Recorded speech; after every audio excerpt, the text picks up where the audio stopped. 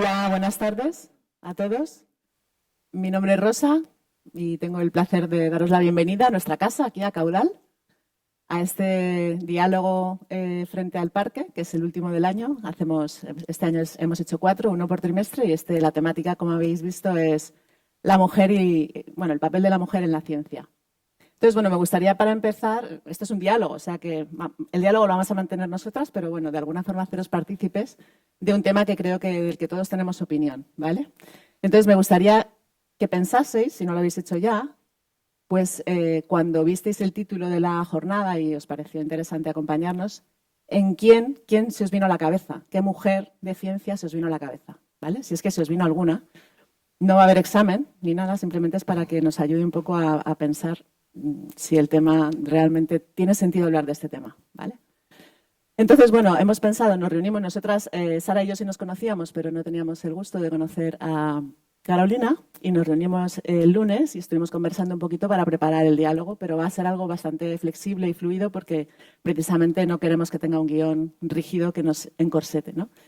Entonces, lo primero que decidimos fue presentarnos cada una a nosotras mismas, en vez de tener aquí, porque somos 3 mujeres de ciencia, y entonces pues vamos cada una a presentar nuestras trayectorias pues como nos sintamos más cómodas. Vamos a compartirlas con vosotros para crear un poco un clima de salón, ¿no? Entonces, si empiezas tú, por favor. Vale, pues gracias por tu introducción y muchas gracias por estar aquí, por supuesto, por haberme invitado. Para mí es una satisfacción estar aquí. Bueno, para muchas personas es muy agradable tener a alguien que esté escuchando lo que haces y por qué lo haces y tu currículum y tu historia. Yo no quiero extenderme mucho en currículum, solo decir que ahora soy profesora jubilada de la Universidad de La Laguna, profesora de biología. Estuve durante bastante tiempo en mi vida profesional trabajando con el pino canario, biotecnología forestal, pero poco a poco, a medida que mi profesión fue avanzando, que mi carrera docente fue avanzando y que mi edad también fue avanzando, me empecé a sentir muy interesada por la ausencia de mujeres en los libros de texto, en las referencias, en la bibliografía en general, incluso en mí misma como profesora, en mis alumnos, que ni siquiera nos dábamos cuenta de que la inmensa mayoría de los referentes, la bibliografía que teníamos a nuestro alcance estaba hecha o escrita por hombres. Y entonces pensamos, ¿es que en la ciencia, en biología, las mujeres no han hecho nada?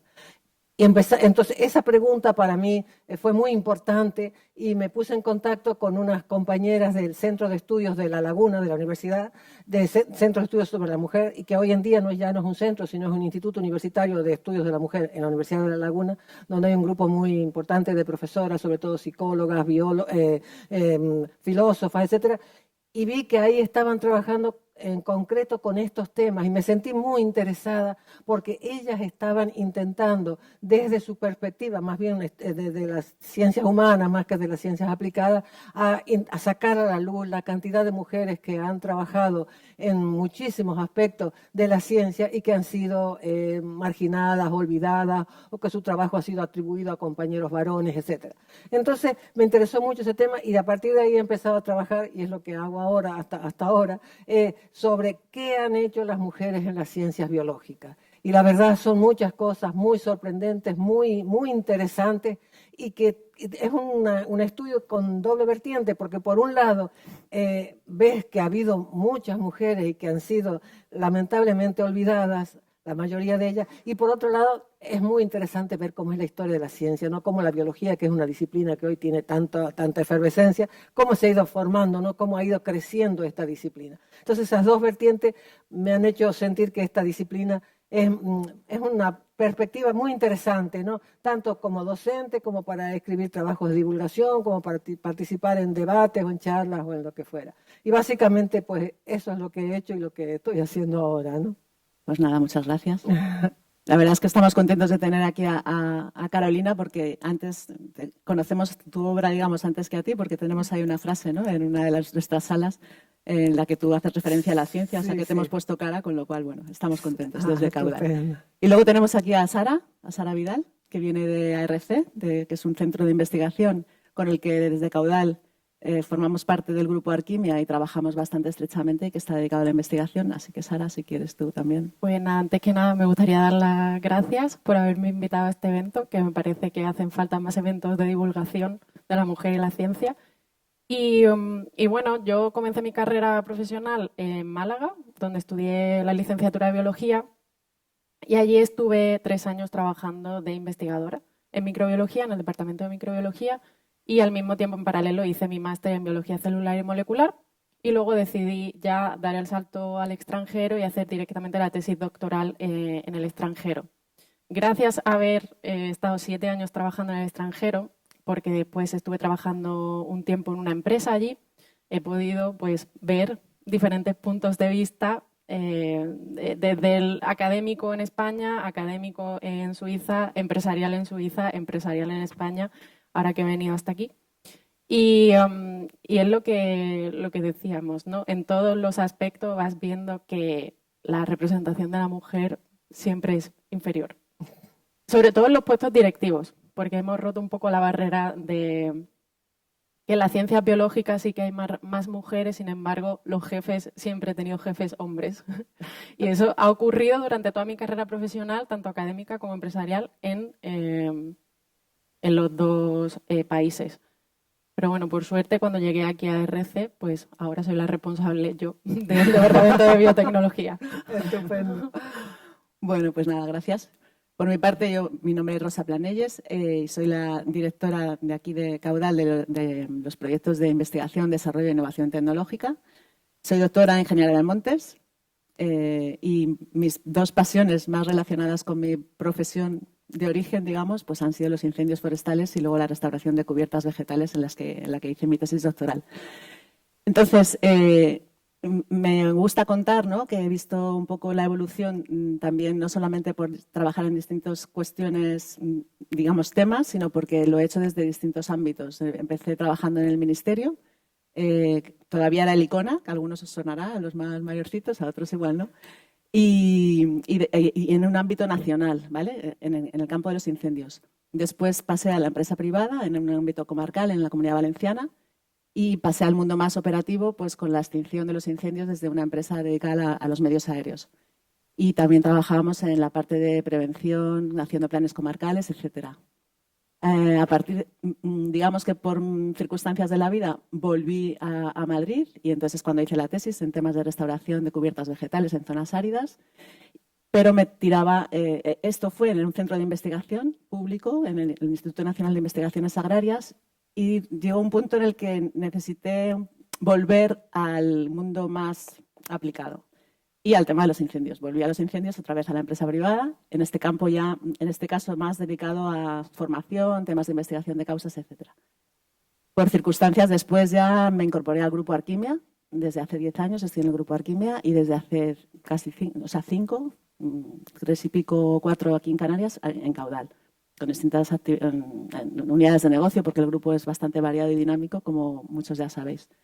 Entonces, también quiero resaltar que en paralelo he sido profesora asociada a la Universidad Politécnica de Madrid, tanto en la parte de restauración de cubiertas vegetales como en la parte de incendios, y reivindico un poco también esa figura porque un profesor asociado al final lo que hace es, por definición, tiene que estar desvinculado de la universidad, su actividad principal tiene que ser externa y entonces transmitir al alumnado la experiencia del mundo aplicado, ¿vale? Entonces, quizás es lo que, analizándolo así con perspectiva, más me satisface y por eso, al recaer en Caudal, pues creo que mantengo un poco esa vinculación, aunque no esté en el ámbito de la ingeniería de montes actualmente, ¿no? Porque en Caudal ya sabéis que lo que hacemos también es conseguir financiar proyectos de investigación y desarrollo de empresas privadas que a su vez colaboran pues, con universidades, centros de investigación, como puede ser el caso de ARC, etcétera. Bueno, no me quiero enrollar mucho, pero sí creo que el contexto es importante para que todos entendamos cómo podemos aproximarnos al mundo de la mujer y la ciencia desde puntos de vista muy distintos. Y hablando de ciencia, quería empezar dando algunos datos, aparte de nuestras propias vivencias, ¿no? Algunos datos muy, muy sencillos, objetivos y para centrar el tema, ¿no? Sabiendo que es un tema complejo que tiene muchos puntos de vista para poder ser abordado. Las mujeres somos la mitad de la población mundial, esto es un hecho. Dentro de eso, a nivel mundial de las personas dedicadas a la investigación y a la ciencia, un 28 aproximadamente, estos son datos de la UNESCO, de la población es femenina, ¿vale? O sea, de todos los investigadores a nivel mundial, un 28, un 30, vamos a decir, son mujeres o somos mujeres. De esas, de que se han dedicado a la educación superior para poder dedicarse a la ciencia en este sentido, un 30% se dedican a carreras STEM, ¿vale? Que son las nuestras. STEM, bueno, ciencias, ingeniería, tecnología y matemáticas, ¿vale? Y en eso, en algunos países, es verdad que se llega al 50% en carreras dedicadas a la salud y a las ciencias de la vida, pero desciende radicalmente en el ámbito de la ingeniería o de la informática o de la inteligencia artificial. Cuestiones que ahora mismo pues, son muy determinantes, ¿no? En hacia dónde vamos, etcétera. Y por último dato, para no aburrir, bajándolo más a tierra y a España, pues en España en la institución pública más importante en el ámbito de la investigación es el CSIC, el Consejo Superior de Investigaciones Científicas, que bueno, son 14.000 personas, un presupuesto de 1.200 millones, en fin. Y ellos, efectivamente, también el 50% de la base de investigadores son masculino y el 50% femenino. Pero es verdad, y lo apuntabas tú un poco en tu exposición, que los profesores de investigación, que es una categoría un poco superior, el 26% ya solamente son femeninos, son mujeres, ¿vale? Y un detalle, por poner algún nombre, ¿vale?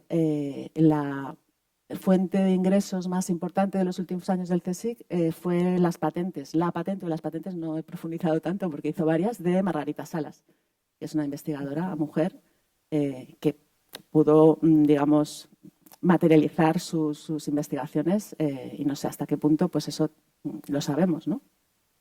Murió hace poco, en el 2019. Entonces, bueno, hasta ahí. A lo mejor sacamos algún dato más, pero por no aburrir, ¿no? Porque la idea que nos habíamos planteado cuando ya os digo que nos conocimos, algunas, era pues poder hablar de la ciencia, pues cómo hemos llegado hasta aquí, pues como cuando abordas cualquier tema, de dónde vengo, dónde estoy y a dónde quiero llegar. Y entonces para eso yo creo que podemos empezar, si te parece, Carolina, hablando tú de que tienes ese conocimiento más de la historia. Sí, bueno, mi perspectiva, uno de los temas que he tocado que me han parecido de los más apasionantes es cómo hemos llegado hasta aquí, pero no nosotros solos ahora, sino cómo el ser humano ha llegado a ser lo que es. Es decir, el tema que hace referencia a la evolución humana. Todos sabemos que el proceso evolutivo, cómo las especies se han ido transformando a lo largo del tiempo, forma una parte muy importante de la disciplina biológica, ¿no?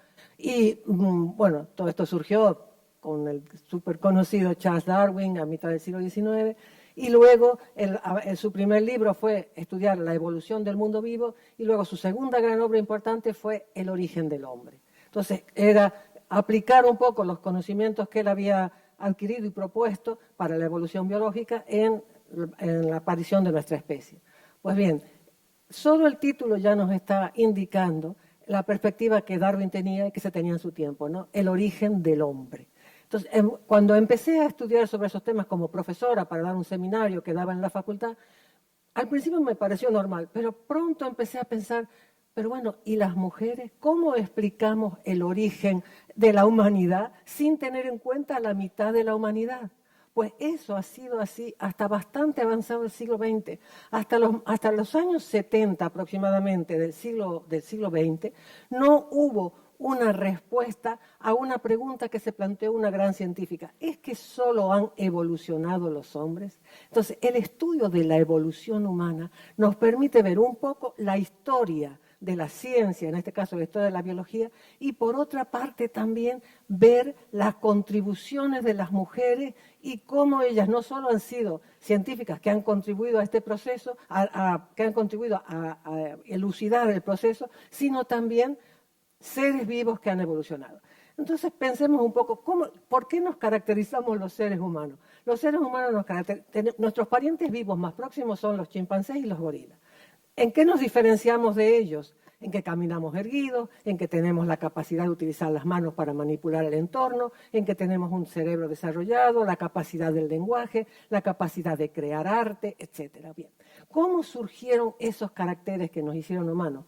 Pues inicialmente se ha estudiado el origen de la humanidad y el surgimiento de estos caracteres en base a la caza, las cacerías. Y se ha pensado que la caza era solo una actividad masculina. Entonces se ha pensado que el caminar erguido surgió porque se interpretó hasta hace muy poco tiempo que el andar erguido surgió para poder cazar mejor y poder distinguir, en medio de las praderas africanas, poder distinguir las posibles presas. Luego, al caminar erguido, las manos quedaron libres para elaborar más herramientas, para elaborar, manipular el entorno y poder cazar mejor. La capacidad de hablar, la capacidad de transmitir, surgiría también porque entre los cazadores se transmitieron entre ellos una serie de señales, primero de gritos o de algunos ruidos, que posteriormente se fueron convirtiendo en el lenguaje. Entonces, se interpretó hacia grandes rasgos que los caracteres que nos definen como humanos, el andar bípedo, la capacidad de hablar, la capacidad de manipular el entorno que dio origen a la cultura, todos esos caracteres que nos definen como humanos surgieron por actividades puramente masculinas. El hombre cazador. En los años 70 surgió un grupo muy importante de mujeres acompañando sobre todo al movimiento de liberación de la mujer, que también en esa época tuvo un segundo renacimiento, habiendo sido el primer renacimiento la lucha por el voto. Bueno, en este caso hubo muchas mujeres que ya estaban en la universidad, que habían tenido una buena formación y empezaron a decir, pero de esa manera podemos explicar, solo de esa manera, los caracteres que nos definen como humanos. ¿Y qué pasa con las hembras? Las hembras estaban, o las mujeres, o las predecesoras de las mujeres, solo se dedicaban a tener crías, a cuidar las crías y a transmitir a esas crías los caracteres que sus parejas habían adquirido en la lucha contra el medio ambiente. Evidentemente, eso no pudo haber sido así. Es decir, hoy en día y a partir de los años 70, un grupo importante de mujeres empezaron a demostrar que con las hembras subidas arriba de un árbol, o con las hembras encerradas en una cueva, o con las hembras dedicadas solo al cuidado de las crías, nuestra especie no podría haber llegado hasta lo que hoy es. Entonces, ellas también contribuyeron. ¿Y ellas contribuyeron de qué manera? En primer lugar, se supuso que si los hombres cazaban, proporcionaban la carne, que era un alimento muy importante. Bien, pero la humanidad no puede vivir solo de carne. Entonces, era necesario también un proceso de alimentación de origen vegetal. Entonces se propusieron dos modelos, el hombre cazador y la mujer recolectora. Si la mujer se dedicaba a recolectar vegetales, a recolectar alimentos, etc. Ninguno de esos dos modelos tiene en realidad base científica que lo apoye. Es decir, no tenemos datos serios para poder afirmar cómo se comportaban nuestros antepasados. Pero sí podemos ir deduciendo a partir de determinados restos, de determinados estudios paleontológicos, que nuestros antepasados pudieron haber realizado determinadas actividades que no tienen que ver con el sexo. Es decir, que elaborar, por ejemplo, herramientas. Decimos, las primeras herramientas que se elaboraron fueron unas piedras talladas. Se supone que eso fue así. Las primeras herramientas las elaboraron los hombres tallando piedras para cazar animales, descuartizarlos y coger la carne. Pues no, pues las mujeres hoy en día se sabe que también ha habido datos de pueblos primitivos que viven en condiciones más en contacto con la naturaleza, que también las mujeres también son capaces de tallar la piedra. ¿Por qué? Porque para tallar una piedra no hace falta tener una gran fuerza, sino lo que hace falta es tener una armonía entre la mano, la imaginación, bueno, los ojos, la habilidad para manipular. Entonces se pensó, no podemos decir, no hay datos científicos, arqueológicos que nos digan quién construyó las primeras herramientas. Eso ya significa que no podemos decir que las primeras herramientas fueron construidas por hombres, fueron construidas por seres humanos. Primero las herramientas eran más rústicas y luego eran más toscas. Por otra parte, también diversas investigadoras han señalado, bien, las hembras primates, por ejemplo, las chimpancés y los gorilas, tenían crías, ¿no? Por supuesto. Y esas crías tenían 4 manos y las hembras tenían el cuerpo cubierto de pelo. Por lo tanto, esas crías podían agarrarse de sus madres cuando eran transportadas, cuando se trasladaban de un lado a otro. ¿Qué ocurre con la hembra humana? No tiene pelo y las crías tienen solo 2 manos en vez de 4. ¿Cómo se transporta una hembra humana que vive en un contexto que están constantemente buscando alimento y trasladándose por entornos hostiles? ¿Cómo se transporta? Siempre llevando una cría en brazos. Pues no, probablemente diseñaron algún tipo de instrumento que si fuese una especie de morral. Es decir, con tejidos vegetales pudieron haber diseñado fibras que permitieran elaborar una especie de mochila o algo que permitiese amarrar la cría al cuerpo y tener las manos libres. Por lo tanto, entonces, las hembras, si no hubiesen tenido esa posibilidad de transportar las crías con ellas en ambientes hostiles y trasladándose largas distancias porque eran nómades, no, las crías no hubieran sobrevivido. Por lo tanto, no podemos eludir, no podemos despreciar el papel de las mujeres en la evolución humana. Tanto los hombres como las mujeres contribuyeron a distintas actividades. El lenguaje es una comunicación fundamental de nuestra especie. Primero surgió de una manera muy tosca y luego se fue mejorando. Pues bien, el surgimiento del lenguaje tuvo que haber sido también muy importante entre la hembra y sus crías, porque las crías eran muy dependientes, muy débiles y muy frágiles. Y grititos primero, pequeños chillidos y luego articulado, un lenguaje cada vez mejor articulado, permitiría que la hembra y su cría pudieran sobrevivir. Y esto es un aspecto muy importante a la hora de la pervivencia de la especie. Muchos autores y autoras han señalado ya hoy en día que si las hembras hubieran sido pasivas y hubieran vivido con sus crías en la punta de un árbol o dentro de una cueva, esperando que los machos las protegieran o les trajeran el alimento o las llevaran de un sitio para otro, la hembra y sus crías se hubieran muerto de hambre y por lo tanto la especie no podría haber sobrevivido. Es decir, cuando empleamos el modelo tradicional para explicar el origen de la humanidad, no podemos centrarnos solo en los hombres. Y eso es muy importante porque nos permite ver por qué la ciencia no es neutra. La ciencia es como la frase que hemos puesto aquí, que han puesto las compañeras aquí. La ciencia no es neutra, está cargada de prejuicios. Si los hombres blancos de origen europeo, de una determinada cultura, una determinada serie de capacidades, eran los que interpretaban los orígenes de la humanidad, sus propios prejuicios se reflejaban en la forma de entender cómo nos hemos originado. ¿Y eso qué significa? Que se ha interpretado el origen de la humanidad de una perspectiva androcéntrica, centrada en la figura del varón. Y hoy en día, pensando con un poco de racionalidad, sin intentar ser excesivamente feministas ni excesivamente machistas, sino tratando de ser lo más neutrales posible, nos damos cuenta de que para entender el surgimiento de la humanidad no podemos dejar de lado a la mitad de la humanidad, ¿no? Y que hay muchísimos caracteres, muchísimas ventajas que ha ido adquiriendo el ser humano gracias a la colaboración de ambos sexos. Además, no quiero extenderme demasiado, porque en el pasado, ¿cómo vivían nuestros antepasados? Grupos de 12 o 14 personas, no vivían solo porque eran muy frágiles y pequeños en comparación con los otros animales de la sabana y del entorno en que nos separamos de nuestros parientes más próximos, que son los chimpancés. Entonces, en esos grupos, lo más probable es que no hubiera división sexual del trabajo, sino que el trabajo estaba dividido en función, o se realizaba en función de los más jóvenes, los más fuertes y los más vigorosos. Entonces, los que estaban mejor, más sanos, eran los que hacían las tareas más difíciles. Y los más viejos, los que estaban lisiados, los que padecían de algún tipo de enfermedad o de minusvalía, eran los que hacían las tareas más delicadas, que corrían menos peligro. Por ejemplo, las hembras que estaban más dañadas o que tenían alguna lesión, o las hembras viejas, o los machos más débiles también, serían los que estarían un poco cuidando de las crías. Y las hembras jóvenes, los machos jóvenes, serían los que salían a buscar el alimento.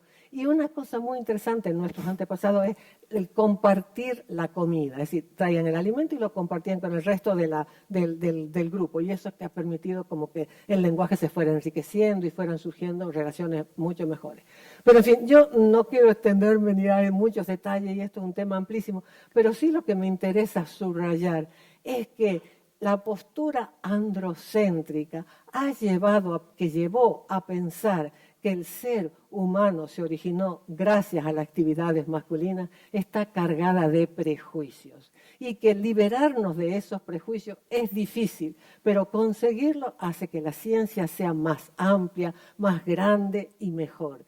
Y que gracias a la integración de las mujeres en el mundo científico, La ciencia se ha ampliado simplemente porque se ha abierto el panorama, porque tenemos una perspectiva mayor, más amplia, mejor, más rica, que si es solo un grupo de personas las que investigan. Por lo tanto, hoy en día, como tú estabas comentando también, el que las universidades se hayan abierto, en que haya muchísimas más mujeres que están participando en la ciencia, mejora la ciencia. Y bueno, nuestros orígenes, que es lo que a todos nos interesa muchas veces, se están viendo hoy en día con una objetividad mucho mayor, con una claridad mucho mejor, gracias a la participación de las mujeres, no solo de las mujeres, sino que las mujeres y los hombres colaboren en los procesos de investigación. En fin, más o menos eso es lo que quería comentar. Parece una... Bueno, gracias. Ha salido Gracias, aquí gracias. la vena docente, ¿no? Sí, de sí. nuestra... Y la verdad que es un tema que encanta, porque cuando uno empieza a pensarlo, lo más bonito me parece a mí, sobre todo para transmitirlo a los jóvenes y no tan jóvenes, porque aquí hay de todo, estamos de todo, es decir, mira, si tenemos la mente abierta, tenemos muchas más posibilidades de enriquecer, de entender mejor las cosas que cuando pensamos, ¿no?, en unos modelos absolutamente cerrados y estrechos, ¿no? Bueno, pues el pasado, yo creo que como hemos llegado hasta aquí, tenemos quizá una perspectiva diferente de la que traíamos. Sara, si quieres tú hablar un poco más del presente o de cómo vives tu presente, Sí. ¿no? Yo creo que todavía queda mucho por hacer, es decir, hemos recorrido mucho camino, pero como antes, por ejemplo, estabas dando datos, en ARC es un poco la representación de la sociedad. Somos unas 100 personas y alrededor del 31% mujeres. Pero ¿qué es lo más alarmante de eso? Que yo creo que es a destacar. Lo que podemos destacar es que el sesgo que hay por carreras. En la parte de biotecnología es que somos todas mujeres, excepto un hombre. Y en robótica son todos hombres. En las carreras más relacionadas con inteligencia artificial o física, fotónica, cuántica, la mayoría son hombres. ¿Dónde está el problema? ¿De dónde viene el sesgo? El sesgo viene de muy atrás, porque el problema no es que no se contraten mujeres, el problema es que no aplican mujeres porque no hay muchas mujeres en esas carreras. Claro, ¿desde dónde viene esto? Yo creo que viene desde que somos muy pequeños y la educación que recibimos, los estímulos que recibimos, el ambiente donde nos criamos. Antes ponía un ejemplo, se lo decía a Rosa. Mi hermano es mecánico de aviones y mi padre también. Y yo, a mí lo que se me ofreció en casa fue trabajar en facturación. Y a mi hermano se le instigó, ¿no?, o a piloto. Y claro, eso lo vamos recibiendo. Y mis padres, por suerte, nos han criado en bastante igualdad, pero son detalles que al final se dan en la mayoría de hogares y creo que tenemos mucho trabajo que hacer ahí. Porque hay una falta, o sea, al final la educación que recibieron mis padres es la que recibieron, es la que nos intentan transmitir, pero creo que hay una parte muy importante de divulgación científica y de falta de referentes. Yo en ningún momento tuve en quién fijarme. Eso, quería sacar un poco el tema de los referentes, porque ninguno lo hemos comentado. O sea, Claro. ¿tú por qué estudiaste una carrera científica? Yo desde los 5 años tenía un microscopio en la mano, pero, o sea, yo lo sentí así y fue porque me llamaba, pero en mi caso tuve suerte porque me llamó la profesión, pero muchísimas mujeres durante lo largo de su vida se sienten muy perdidas a la hora de querer tomar la decisión de qué vas a estudiar. Aparte, tomamos la decisión muy jóvenes. Se toma la decisión con 17, 18 años y creo que hay una labor muy importante de divulgación para poder ser referente de estas personas que no tienen ningún tipo de referente porque al final por la tele durante muchísimos años y en los medios han salido muchos científicos hombres, pero hay una falta enorme de referentes mujeres, sobre todo en carreras más técnicas. Carreras técnicas. Yo sí también quería aportar aquí mi experiencia, ¿no? O sea, yo creo que ahondando en lo que tú transmites, yo tampoco tuve un referente femenino. no creo que sea tan necesario. O sea, yo estudié ingeniería porque un amigo de mi padre era ingeniero y le conocí en los veranos y era muy apasionado, me lo transmitió. Yo no sabía ni lo que era una ingeniería de montes, pero me pareció que podía ser ir a la montaña y dije, pues yo, me interesa esto. Quiero decir, el referente es también no necesariamente ligado al género. Para mí la importancia de esto es que tú tengas claro que puedes hacer cualquier cosa desde el principio. En eso también hemos comentado lo que tú decías de la plasticidad del cerebro, ¿no? Sí. Que creas que puedes hacer lo que quieras hacer. Es verdad que ayuda ver que ha habido mujeres que han hecho cosas distintas que tradicionalmente se han otorgado, ¿no? O han sido más atribuidas a hombres. Ayuda. A eso están los premios, ¿no? O sea, hay muchas acciones que tratan de divulgar o de fomentar esto, los premios, los Nobel, ¿no? Famosos. Si preguntamos mujeres que hayan tenido un Nobel, pues a todos se nos viene la misma a la cabeza. O sea, eso sí que lo tengo claro, ¿no? Que porque además tiene dos, ¿vale? O sea, que valga encima en dos disciplinas diferentes, ¿no? Marie Curie. Es algo excepcional. El primer Nobel en el 1903, o sea, que creo que es muy destacable porque en ese momento era mucho más difícil. Ella sí que tampoco tuvo referentes. Y entonces ella fue, o sea, quiero decir, hay mucho trabajo que hacer ahí. Los premios, es verdad que también están muy sesgados y lo siguen estando, por no ir a los Nobel, las princesas de Asturias, ¿no? En la categoría de investigación y científica y técnica, estos premios llevan 42 años. En los primeros 33, una mujer, que además fue Jane Goodall, que seguro que sí que a esa todos la conocéis, alguno a lo mejor la pensó cuando planteamos la pregunta inicial, ¿no? Pero es verdad que en los últimos 8 años se le ha dado a 8 mujeres, vale, a 21 hombres, pero bueno.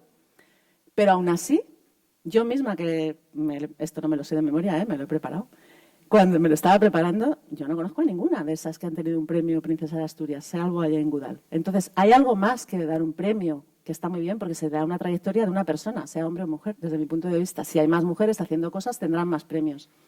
Pero hay algo más que eso, y tú lo apuntabas un poco en tu intervención, es cómo lo comunicamos. ¿Qué vías hay de comunicar eso? Ahora están surgiendo estas profesiones, ¿no? O no sé si es una profesión o no, de divulgador científico. Yo me divulgo a mí mismo con los medios que tenemos ahora. ¿Cuáles son los canales, los premios? ¿Quién ve lo de los premios? ¿Por dónde se comunican? ¿Por la tele? ¿Los chavales ven la tele? ¿Ven el TikTok o el Twitch? ¿Sabes? Hay otros canales. Entonces, yo creo que sí que hay que trabajar en esa línea, ¿no? De herramientas y de canales que permitan que los niños y las niñas sepan que pueden hacer lo que quieran hacer porque hay gente que lo ha hecho, ¿no? Y me trae a la cabeza, cuenta tú el ejemplo de la otra Sara. Sara García Alonso. Por Sí, ejemplo. claro. Es que yo creo que sí es importante el género en este caso, porque cuando somos pequeños, a un niño tú no lo puedes convencer con palabras. Los niños, al final, lo que le entra por los ojos es lo que ven. Y voy a poner el ejemplo de Sara, pero antes voy a poner otro ejemplo muy importante, que, por ejemplo, el fútbol femenino. Ahora hay niñas que cuando les preguntan ¿qué quieres ser de mayor? Quiero jugar al fútbol, quiero ser como Alexia, por ejemplo. Es solo porque lo ven por la tele. Y por eso, llevamos viendo fútbol masculino toda la vida. Y a ninguna se nos ocurría decir quiero ser futbolista porque lo que veíamos era un hombre. Y bueno, pasa un poco con las profesiones también. Sara García Alonso ahora, por suerte, es una excelente divulgadora del papel de la mujer en la ciencia. Y está haciendo un trabajo enorme porque se pasea por todos los colegios, todos los institutos, universidades, dando charlas de divulgación y es un gran referente. Ojalá yo hubiese tenido a alguien así que saliese tanto en los medios y saliese tanto en la tele, porque al final es un orgullo. ¿Pero por qué es referente? ¿Por qué la conocéis a Sara? Como ejemplo. Como ejemplo. ¿Por qué la conocemos, los que hayan oído hablar de ella? Porque es candidata a astronauta. Sí, bueno, está en la reserva, es astronauta reserva. O astronauta reserva, algo así. Pero en realidad ella, yo creo que la labor que está haciendo va mucho más allá porque ella es biotecnóloga.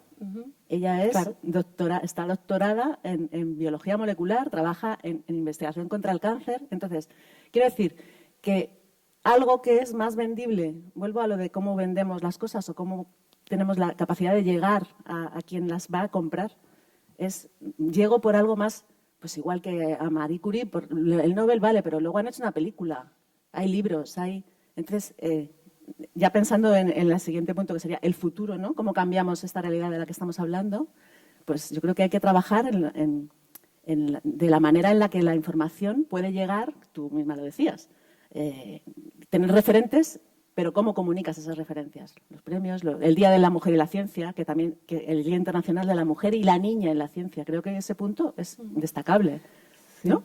Sí, a mí eso me parece bastante interesante, pero sí creo que los referentes son fundamentales.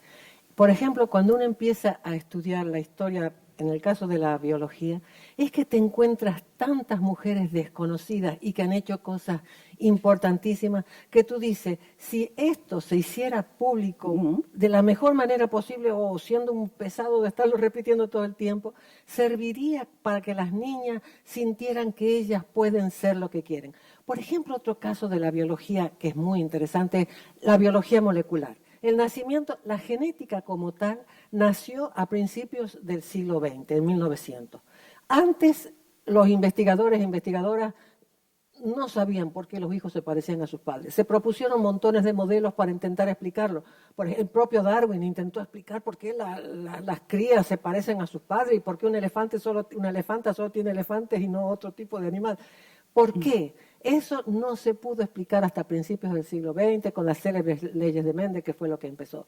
Pero no solamente las leyes de Mendel explican cómo se transmiten los caracteres hereditarios de una generación a la siguiente.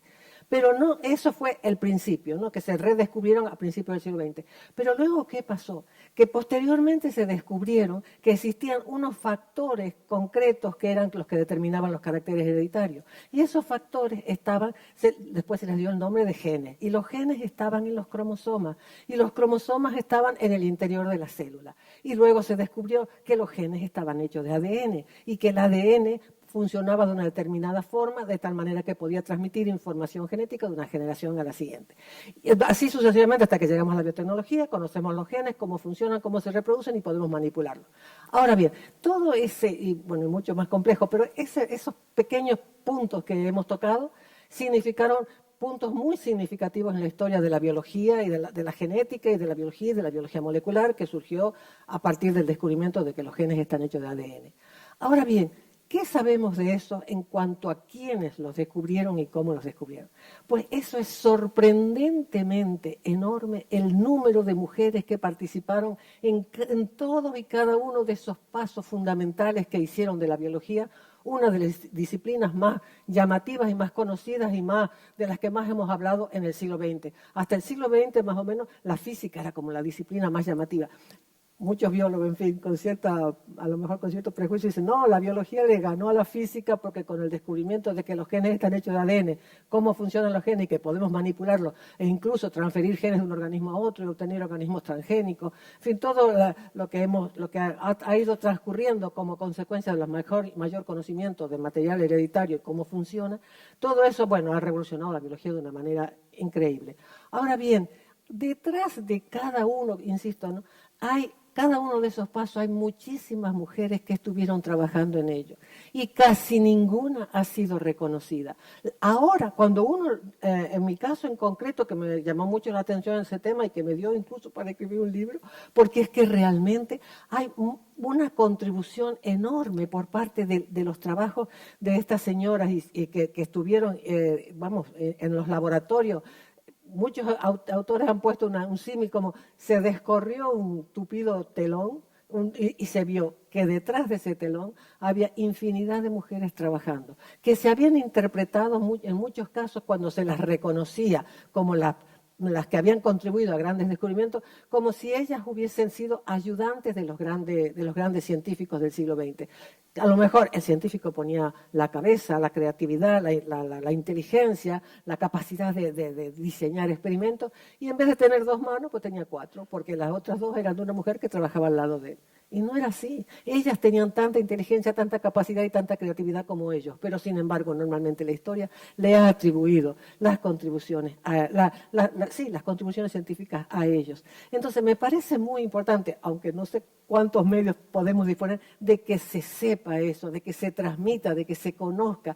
Sobre todo porque una niña puede ser una investigadora en un laboratorio, una astronauta, una mecánica o lo que quiera ser, porque no hay limitaciones. Incluso ahora, cuando cuando hablamos del deporte y las mujeres en el deporte, aunque me alejo un poco, también se coincide con la evolución humana y decir, mira, las mujeres ni son frágiles, ni son débiles, ni dependientes, ni sumisas, sino que pueden hacer muchas cosas porque son fuertes físicamente y han resistido a lo largo del proceso evolutivo que hablábamos antes, circunstancias muy duras, y también son inteligentes y brillantes y creativas, igual que pueden no serlo, ¿no? Al igual que los hombres, la capacidad intelectual no tiene sexo y todos pueden hacer un estudio, una investigación y participar en descubrimientos que transformen la humanidad, independientemente de que sean mujeres o hombres. ¿Qué es lo que se necesita? Una buena educación igualitaria. Y ahí es donde tenemos la lucha también. Que la educación sea igual para todos y que las niñas sepan que ellas tienen las mismas posibilidades que los niños. Por eso creo que el conocer referentes, aunque no conozcamos los nombres, pero por lo menos las caras, algo, que los veamos en la televisión, en los medios, en las redes, es muy importante, porque ha habido muchas. A mí, como señora ya mayor, que soy bióloga hace un montón de años, me ha sorprendido, no deja de sorprenderme la cantidad de mujeres que han participado en la construcción del conocimiento científico y que no se las conoce. Pues nada, yo creo que tenemos que trabajar todos en eso. En eso tenemos Hombre, que poner todas, estas sesiones, ¿no? Yo creo que al final contribuyen un poco a eso, porque a lo mejor vosotros en Navidad pues os ocurre hablar de ciencia y tenéis una sobrinita o una hija o un proyecto, y haber hablado pues ayuda, porque yo insisto en que confirmo, el tema de los referentes está muy bien, pero en casa también hay referentes. Entonces, y hay que darlo a conocer. pienso que esa parte es muy, muy importante. Pues no sé si... Creo que tenemos que cortar ya, para no alargarnos demasiado. No sé si os habrá servido de algo. Yo la verdad que está bastante a gusto. Se queda uno con ganas. Tenemos oportunidad ahora de compartir un rato más, y por nuestra parte, pues muchas gracias a todos por asistir.